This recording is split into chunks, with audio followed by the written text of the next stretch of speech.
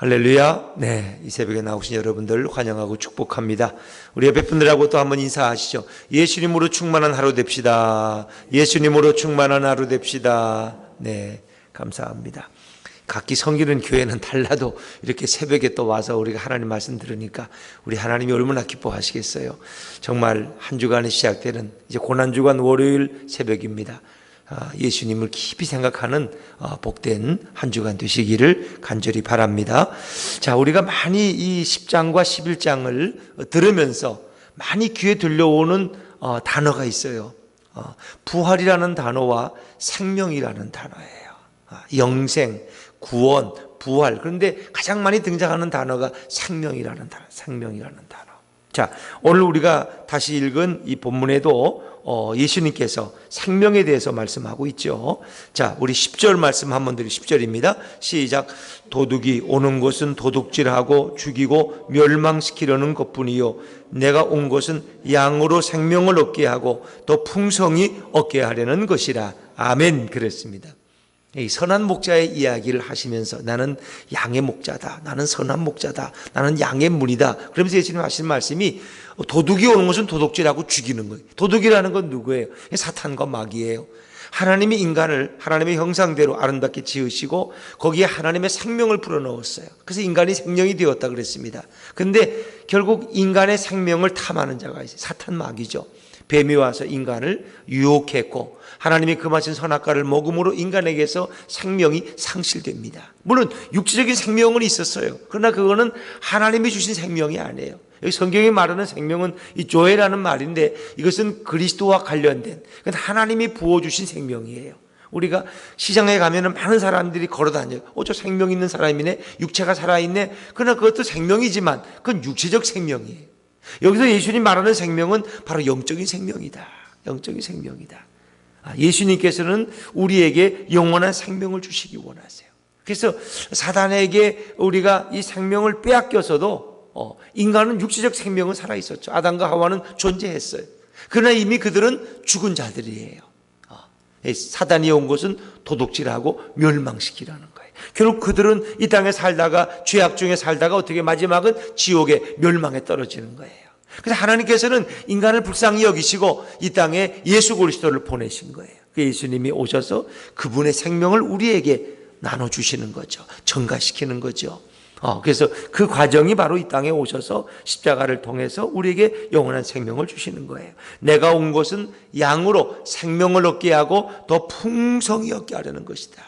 그 예수님이 주시는 생명은 이 시시한 생명이 아니에요. 아주 풍성한 생명을 우리에게 주신다.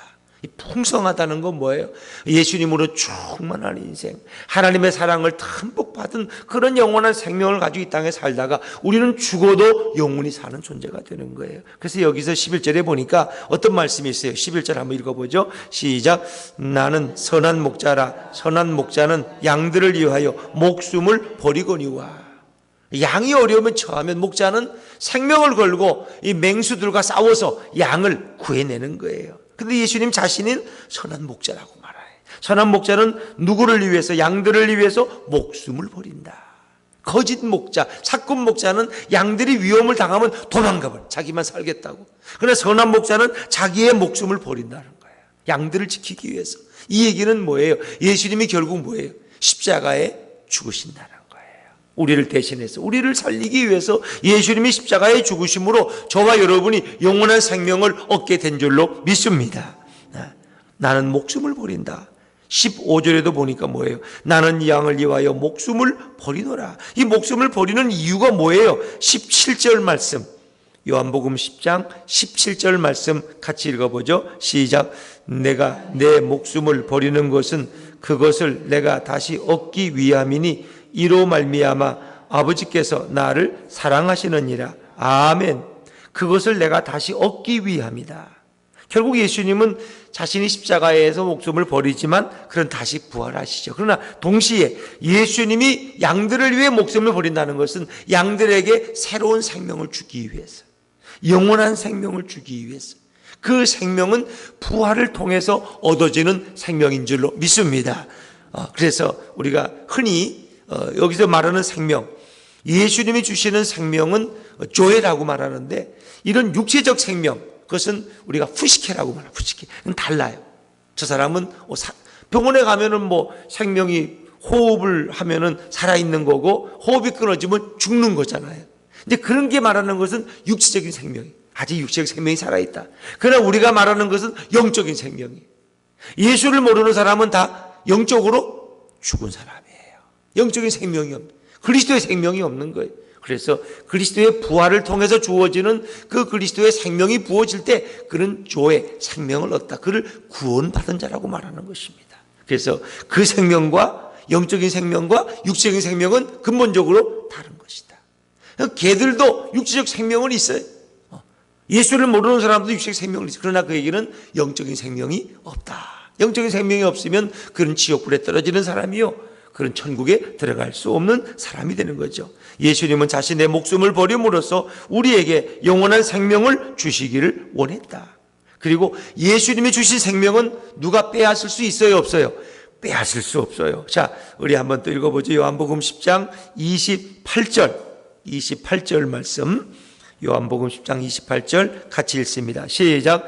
내가 그들에게 영생을 주노니 또 그들을 내 손에서 빼앗을 자가 없느니라. 아멘. 예수님은 우리에게 영원한 생명을 주시는 거예요.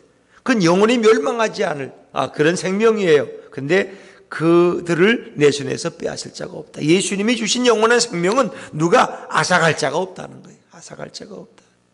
그래서 우리는 영원히 주님의 품에서 살아가는 것이죠. 자, 그래서 요한복음 10장은 예수님을 선한 목자로, 그리고 양들을 위해 자기 목숨을 버리는 그런 예수님으로 우리에게 설명하고 있죠. 이것은 예수님이 이제 십자가의 죽으심과 부활을 통해서 우리에게 영원한 생명, 조회를 주실 것을 이미 말씀하고 있는 것이죠. 자, 그런데 이 10장에서 이어서 11장이 연결된다는 거 여러분 아시죠? 11장에서도 가장 많이 나오는 단어가 생명, 그리고 부활, 이런 단어가 여기 나오는 거죠. 특별히 11장에 보니까 나사로가 병들은 얘기가 나와요. 예수님이 이제 이렇게 제자들과 함께 여러 마을을 돌고 있는데 나사로가 병들었다는 소식을 듣게 되었어요. 근데 우리 예수님이 금방 가지 않으셔요.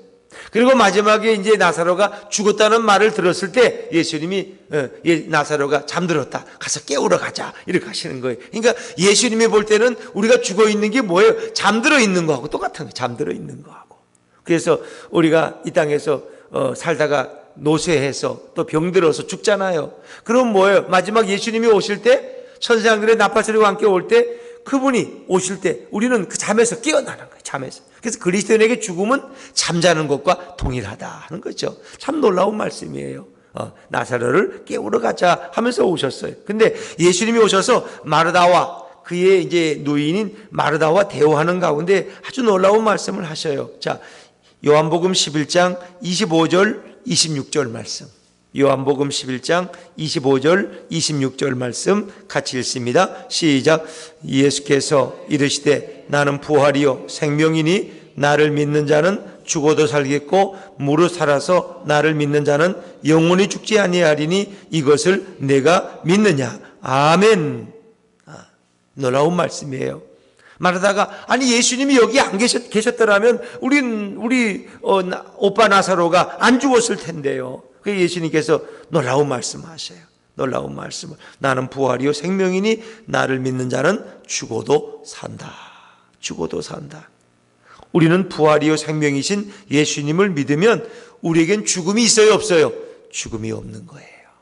우리가 이 땅에서 나이 많아서 이렇게 자연사 하시고 또 암으로 고통당하시다가 돌아가실 수도 있죠. 그것은 어찌 보면 엄격히 말하면 죽음이 아니에요. 육체적인 생명이 잠시 떠나는 거예요. 영적인 생명은 우리 안에 하나님께로 가고 육체적인 생명이 잠시 떠나는 거예요. 이것은 그래서 예수님은 그것을 뭐예요? 나를 믿는 자는 죽어도 산다.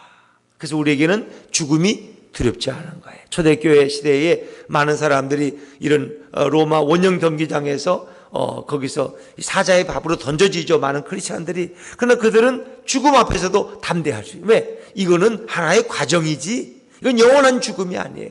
우린 죽어도 사는 것을 이미 그들은 믿고 있었다는 것입니다. 또 26절에 보니까 살아서 나를 믿는 자는 영원히 죽지 아니하리니 이것을 내가 믿느냐. 살아서 믿는 자는 영원히 죽지 아니하는. 그 뭐예요? 요한복음 우리가 앞에 말씀 읽다 보면 내가 진실로 진실로 너에게 이르노니 내 말을 듣고 또 나 보내신 이를 믿는 자는 뭐예요? 영생을 얻었고 사망에서 생명으로 옮겼다 그랬어요. 우리에게는 이미 사망이 없는 거예요. 우리에게는 심판이 없어요. 우리는 이미 영원한 생명으로 옮겼기 때문에 이 표현을 예수님이 생각하시면서 나는 죽지 아니한다. 영원히 죽지 아니하니 이것을 내가 믿느냐라고. 근데 마르다는 아직도 이것은 마지막 날에 올 부활로 알았어요. 왜? 유대인들에게는 부활 사상이 있는데 그들이 마지막 메시아가 오실 때 죽었던 그들이 함께 부활할 것은 그런 부활 사상을 가지고 있었어요. 근데 예수님 말씀은 오늘 지금 나사로가 살아난다는, 나사로가 지금 살아난다는 거예요. 놀라운 말씀이죠. 자, 그래서 예수님은 이제 마리아와 마르다를 앞세우고 나사로가 묻혀있는 무덤으로 가는 거예요. 이미 나사로가 죽은 지 얼마나 됐어요? 나흘이나 되었어요. 나흘이나. 자, 그런데 예수께서 거기 오시는 거죠. 그리고 오셔서 예수님께서는 놀라운 일을 행하시게 됩니다. 놀라운 일을. 자, 우리 한번 읽어보죠. 요한복음 11장 39절 말씀. 39절 말씀. 요한복음 11장 39절입니다. 같이 읽죠. 시작. 예수께서 이르시되 돌을 옮겨 놓으라 하시니 그 죽은 자의 누이 마르다가 이르되 주여 죽은 지가 나흘이나 되었음에 벌써 냄새가 나나이다. 이미 죽은 지 나흘이 지났어요. 사흘도 아니고 나흘이. 이 냄새가, 왜? 유대 지방은 날씨가 더우니까 아무리 향유를 발라도 그건 썩죠. 그 냄새가 난다는 거예요. 돌문으로 막았지만 돌이 완벽히 막히겠어요? 밖으로 이미 썩는 냄새가 난다. 이건 완전히 죽은 거예요. 그런데 예수님은 이 죽은 나사로를 일으키신다는 거예요. 그건 아무나 할 수 있는 게 아니에요. 생명의 주인이신 예수님만이 하실 수 있는 일을 우리에게 보여주는 거죠. 자, 그런데 마르다나 다른 사람들은 이걸 믿을 수가 없어요. 예수님 말씀은 뭐예요? 돌을 옮겨 놓으라. 돌을 옮겨 놓으라. 돌문을 막고 있는, 왜냐하면 유대인들은 이렇게 사람이 죽으면 어떻게 해요? 향유를 바르고 이런 동굴 속에 시신을 안치하는 거예요. 그리고 그 문, 동굴을 큰 돌로 막아두는 거죠. 예수님이 십자가에 죽으셨을 때도 그렇게 해놓은 거죠. 돌을 옮겨 놓으라. 돌을 남겨라. 돌을 옮겨 놓습니다. 사람들이 통해서 돌을 옮겨 놓아요. 근데 그들은 믿을 수가 없어요. 어떻게 죽은 자가 살아날 수 있냐? 말이 안 된다. 예수님은 그들에게 믿음을 말씀하시는 거예요. 우리에게도 이 믿음이 필요해요. 내가 언제 죽어도 나는 영원히 살 것이다. 육체적인 생명은 떠나갈지라도 영원한 생명이 내게 있다 하는 이 믿음. 그리고 마지막 날에 우리가 주님이 오실 때 부활한다는 이 믿음이 우리에게 필요해요. 자, 40절 말씀 한번 읽어볼까요? 40절입니다. 시작. 예수께서 이르시되 내 말이 내가 믿으면 하나님이 영광을 보리라 하지 아니하였느냐 하시니. 내가 믿으면, 너가 믿으면. 우리에게 믿음이 중요한 거예요. 우리는 예수 그리스도의 죽으심과 부활을 통해서 우리가 영원한 생명을 얻고 우리는 영원히 죽지 않을 것을 여러분 믿을 수 있기를 바랍니다. 우리는 예수 그리스도를 믿는 믿음이라는 것은 그의 죽으심이 우리를 의롭게 하고 그의 부활하심으로 우리가 영원한 생명을 얻게 되는 것을 우리가 믿을 수 있어야 돼. 이게 믿음이에요. 진짜 믿음은 이게 믿음이에요. 자, 그리고 41절 말씀 또 한번 읽어보죠. 41절입니다. 시작. 돌을 옮겨 놓으니 예수께서 눈을 들어 우러러 보시고 이르시되 감사하나이다. 아멘. 42절 보니까 항상 내 말을 들으시는 줄을 내가 알았나이다. 예수님도 하나님 앞에 기도하세요. 근데 그 기도가 감사 기도라는 거 아세요? 감사 기도. 아버지여 내 말을 들으신 것을 감사하나이다. 예수님이 오병이어를 기적을 베세다 광야에서 행하실 때도 그 오병이어 떡 5덩이와 물고기 2마리를 들고 축사하셨다. 유카리스트라는 말은 감사했다는 말이에요. 감사해. 하나님 앞에 감사하고 그걸 나눠주게 한 거예요. 그러니까 오늘 여기도 예수님은 하늘 아버지 앞에 감사 기도를 먼저 합니다. 여러분, 우리가 이 고난주간을 통해서 예수님이 우리를 구원하기 위해서 십자가에 죽으신 것을 깊이 감사할 수 있기를 주의 이름으로 축원합니다. 이 감사가 중요한 거예요. 오늘도 우리의 생명을 살리기 위해서, 우리에게 생명 주심을 감사합니다. 우리를 영원한 구원으로 인도하기 위해서 예수님이 우리 대신 십자가에 지심을 감사합니다. 이 고백이 있어야 돼요. 여러분, 감사가 우리의 인생에 기적을 만드는 줄로 믿으시기 바랍니다. 감사로 시작하는 하루, 감사로 마치는 하루, 이것이 기적의 시작이고 완성인 것입니다. 오늘 예수님도 감사했어요. 그리고 43절에 보니까 이 말씀을 하시고 큰 소리로 나사로야 나오라 부르시니. 예수님의 말씀은 능력이. 왜? 그분은 하나님이시기 때문에. 영원한 신성을 가지신 그분이 말씀하시는 것은 인간을 창조하신 하나님이 우리를 창조하실 때와 똑같은 것입니다. 그러면 생명을 창조하시다. 생명의 주인이시 잠자고 있는 나사로를 깨우신 나사로야 나오라. 그래서 많은 목사님들이 그런 말씀 자주 하시죠. 만약 예수님이 나사로야 나오너라 그랬으니 다행이지, 모든 죽은 자여 나오너라 그랬더니 그 공동묘지에 죽은 자들이 다 일어났을 것이다. 왜? 그분은 그런 능력과 권세가 계시니까. 그분은 나사로 한 사람이 아니라 전 인류를 일으키실 수 있는 분이고, 전 인류를 죄에서 제거하시고 그들을 영원한 생명으로 인도하실 수 있는 분이 바로 예수님이시다. 나사로야 나오너라. 그리고 44절에 보니까 이제 또 놀라운 말씀이죠. 한번 읽어보죠. 44절 시작. 죽은 자가 수족을 배로 동인 채로 나오는데 그 얼굴은 수건에 쌓였더라. 예수께서 이르시되 풀어놓아 다니게 하라 하시니라. 아멘. 네. 그 꽁꽁 묶어놨고, 장례 치를 때 배로 꽁꽁 묶어서 그렇게 하죠. 그 왜 그런 예식이 있는지 모르겠어요. 그게 아마 뭐 비틀어져서 그런지. 근데 하여튼 그런 생각이 들어요. 아니 만약에 기절한 사람이 있으면 꽁꽁 묶어놓으면 그거 어떡하란 말이야. 죽었다가 깨어나는 사람도 있는데 꽁꽁 묶어놨어요. 풀어놓아 다니게 하라. 여러분, 저는 여러분의 믿음을 풀어놓을 수 있기를 주의 이름으로 축원합니다. 어떤 분들은 자기 믿음을 꽁꽁 묶어놨어. 그냥 난 아무것도 못해. 나는 기도도 못해. 내가 기도하면 응답도 안 돼. 아무것도 못해. 그 예수는 뭐하러 믿어? 여러분, 우리의 믿음을 풀어놓아야 돼. 주님이 역사하시면 우리는 정말 주님이 하시던 일처럼 위대한 일들을 할 수 있어. 너희가 나보다 오히려 큰 일을 한다고 말했어요. 너희가 믿음이 있으면, 괴자씨만한 믿음이 있으면 산을 들어 바다에 옮기라면 옮길 것이요 못할 것이 없다는 거예요. 여러분, 오늘 주님은 우리의 기도를 들으시고 응답하십니다. 우리가 이것저것 주님 앞에 늘 구하진 않지만, 왜? 생명을 주신 그 주님의 은혜가 너무 커서 우리는 그 은혜에 감사하는 것으로 충만해. 그리고 주님의 영광을 위해서, 주님의 나라를 위해서, 복음 전도를 위해서 우리를 기도하십니다. 하나님의 나라와 그 의를 위해서 구하면 우리가 구하지 않은 것도 우리 주님이 다 공급하시고 채워줄 줄로 믿습니다. 구하지 않은 것까지 채워주시는 그 주님의 사랑을 생각해 보세요. 그 믿음을 풀어놓아 다니게 하라. 그래서 나사로는 이렇게 살아났죠. 물론 살아난 나사로 때문에 또 많은 논쟁이 일어나요. 왜? 그건 부인할 수 없는 거거든요. 얼마나 많은 증인들이 거기 있었겠어요. 나사로 장례가 치러졌고 많은 사람이 술피 울었어요. 그런데 나사로가 일어나는 광경을 또 수많은 사람이 봤어요. 그래서 그것이 유대인들에게 큰 논란거리가 됐다는 거예요. 자, 그런데 나사로는 다시 죽었어요. 다시. 그래서 그도 나이 들어서 다시 죽었겠죠. 그래서 예수님은 물론 예수님의 부활과 이 나사로의, 우리의 부활과 나사로의 이 부활은 근본적으로 달라요. 왜? 나사로는 다시 살아났지만 그가 가진 인성 그대로 살아났어요. 육체 그대로. 그러나 우리의 부활은 달라요. 우리의 부활은, 우리는 이제 죽었다가 다시 부활할 때는 우리는 영원히 썩지 않은, 영원히 사는 불멸의 몸으로 부활할 줄로 믿습니다.